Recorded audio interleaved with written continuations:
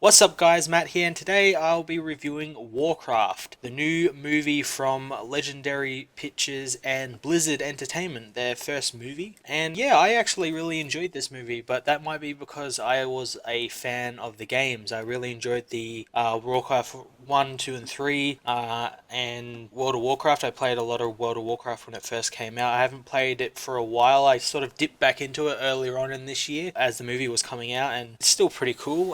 But yeah, this movie is definitely a film for World of Warcraft and Warcraft fans in general. The general audience might feel a bit alienated, but also they will understand everything, because I went and saw this with a friend of mine who doesn't really know anything about Warcraft. He knows there's like people in outrageous armor, like big shoulder armor, and he knows there's orcs and they're fighting and everything. That's about all he thinks about it. And he said that this movie was quite a good jumping on point for people, like it sort of established what that world is about, and I think it did a good job at that. The movie takes place as sort of like the origins for the Warcraft, for the orc and human warfare, the Alliance and the Horde warfare that starts out. And we really follow the orcs in this movie. A lot of the orcs, we follow Duratan and Orgrim Doomhammer as sort of our two leads, really. Both played by Toby Kebbell and I think Rob Kaczynski.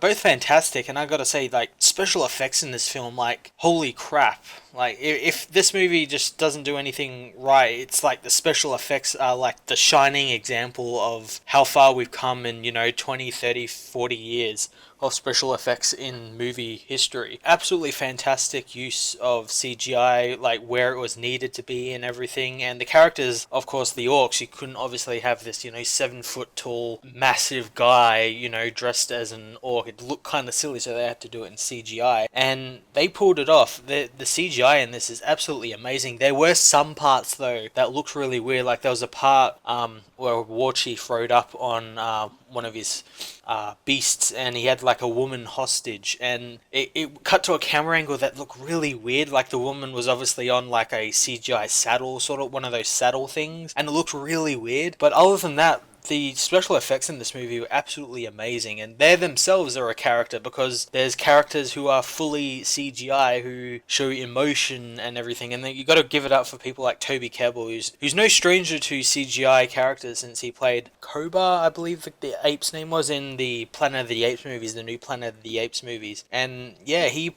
knocked it out of the park. Same with Rob Kaczynski, he knocked it out of the park as well. I really like that. But yeah, the story features the orcs coming through the Dark Portal for the first time, thanks to their shaman leader Blackhand, helping them get through the portal and leave their dying world, coming to Azeroth and start sort of laying waste to it. And what was really fun about this movie as a fan of Warcraft is seeing locations that we've been to in World of Warcraft and the Warcraft games, like Goldshire. You got to see Goldshire, and there's like signs up about kobolds and everything, and then we got to go Stormwind. And what was even great is that the map in World of Warcraft is essentially how they've mapped out the movie. So like Goldshire is just south of Stormwind, and when you ride a griffin, it sort of docks itself in like a little nook near Stormwind, like it does in the game and everything. And I thought like little parts like that were really cool, and really just sort of make it that fan film a little bit.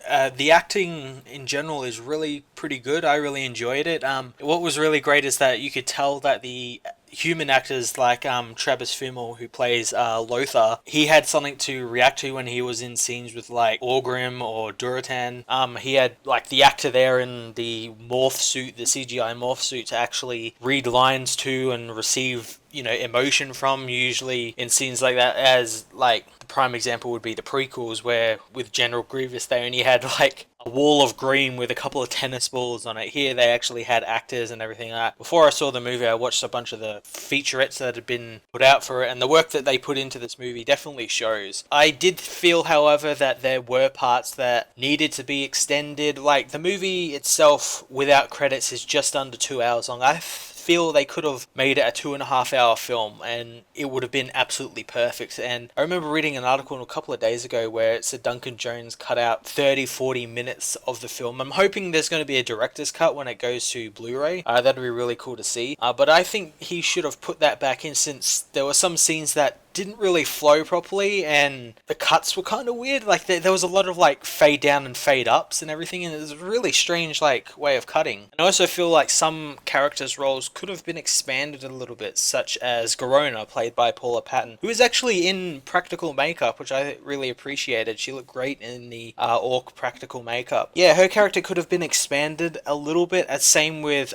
Dominic Cooper's Prince Lane. Like that's criminally underwasting that guy, but I think that was during the time where he was like filming Preacher and doing Agent Carter and all that sort of stuff, so maybe they only had him for a certain number of days, because he's in throughout the whole movie, but his scenes are like really like spared and like placed in parts of the movies that there's like 30-minute gaps and everything. And for like being the king of the realm of Azeroth, he wasn't really in the movie very long. But other than that, I thought the movie was pretty good. It's definitely a fan film, but there are parts that their general audience will understand, and they'll get like the gist of the story and everything, and sort of understand, okay, they're coming through this portal and they're attacking, and the Alliance has to find out what's going on, and all that sort of stuff. But yeah, I thought it was a really cool film. And of course, the spoilers from now on, so just be wary. But I'm kind of upset that Toby Kebbell's character died.